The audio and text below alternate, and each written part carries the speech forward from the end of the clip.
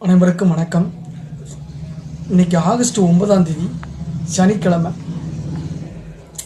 ஞானபீட விருது பெற்ற கன்னட எழுத்தாளர் விநாயக கிருஷ்ண கோகாக், கன்னட இலக்கிய படைப்பாளியும் ஞானபீட விருது பெற்றவருமான விநாயக கிருஷ்ண கோகாக் கர்நாடக மாநிலம் சாவனூரில் 1909 பிறந்தார்.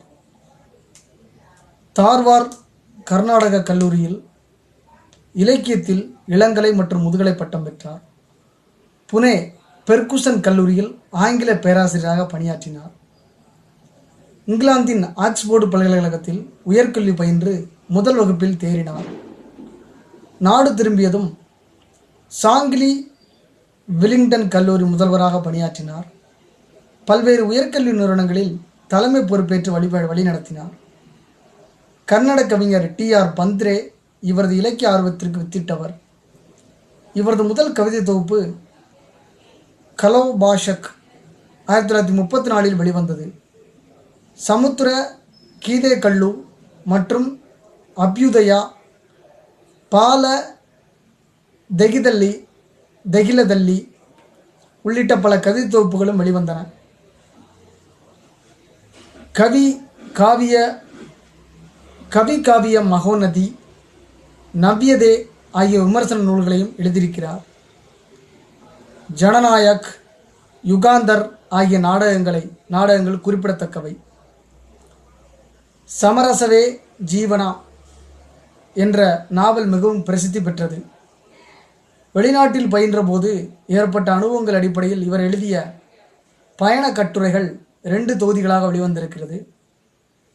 இந்திய இலக்கிய படைப்பாளி ராமதாரி சின்க தினகரின் கவிதைகளை வாய்ஸஸ் ஆஃப் ஹிமாலயா என்ற தலைப்பில் மொழிபெயர்த்தார்.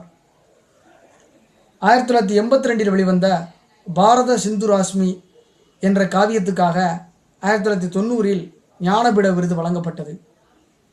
வேத காலத்தை பற்றிய இக்காவியம் 35,000 வரிகள் கொண்டது. 2ஆம் நூற்றாண்டின் மிகப்பெரிய காவியமாக கருதப்படுகிறது. கர்நாடக பல்கலைக்கழகம், அமெரிக்க பசிபிக் பல்கலைக்கழகங்கள் இவருக்கு கௌரவ டாக்டர் பட்டம் வழங்கின. பத்மஸ்ரீ உட்பட பல விருதுகளை பெற்றவர்.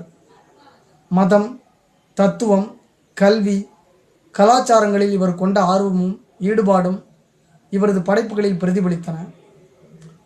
புட்டபர்த்தி ஸ்ரீ சத்ய சாய்பாபாவின் தீவிர பக்தவர். சாய்பாபாவின் அருள் உரைகளை ஆங்கிலத்தில் மொழிபெயர்த்தார்.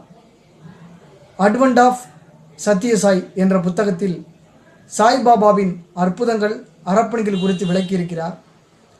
புட்டபர்த்தி சத்யசாய் உயர்கல்வி நிறுவனத்தின் முதல் துணைவேந்தராக 1981 முதல் 85 வரை பணிபுரிந்தார்.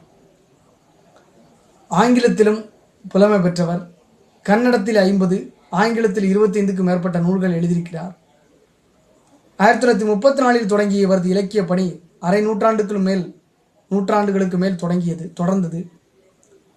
கர்நாடக மாநில பள்ளிகளில் கன்னட மொழியை முதன்மை மொழியாக கற்றுக் கொடுக்க வேண்டும் என இவரது தலைமையிலான கல்விக்குழு பரிந்துரைத்தது.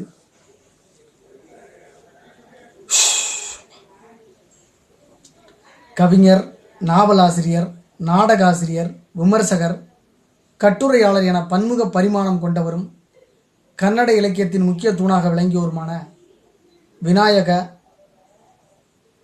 கிருஷ்ண கோகாக் 83 வயசு 1992 இறந்து போகிறார். ஆண்டுதோறும் இவரது பிறந்தநாளை முன்னிட்டு பல்வேறு இலக்கிய நிகழ்ச்சிகளை கர்நாடக அரசு நடத்தி வருகிறது. கர்நாடக அரசு எனக்கு தெரிஞ்சு அதிகமாக இலக்கியவாதிகளுக்கு ரொம்ப முக்கியத்துவம் கொடுக்குறாங்கன்ற மாதிரி தான் தெரியுது.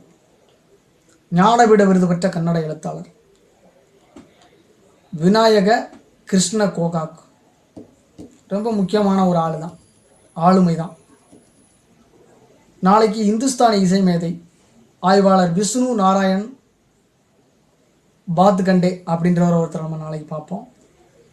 கன்னட இலக்கிய படைப்பாளியும் ஞானபீட விருது பெற்றவருமான விநாயக கிருஷ்ண கோகாக் பிறந்த தினம் இன்று சனிக்கிழமை. 1909 பிறந்திருக்கிறாரு. 1905, 7, 9, 11, 16 அந்த 9 என்னன்னு தெரில. பட் இது ஒரு முக்கியமான ஒரு வருஷம்தான். 1992 மறைந்துடுறார். நன்றி, வணக்கம். இன்னைக்கு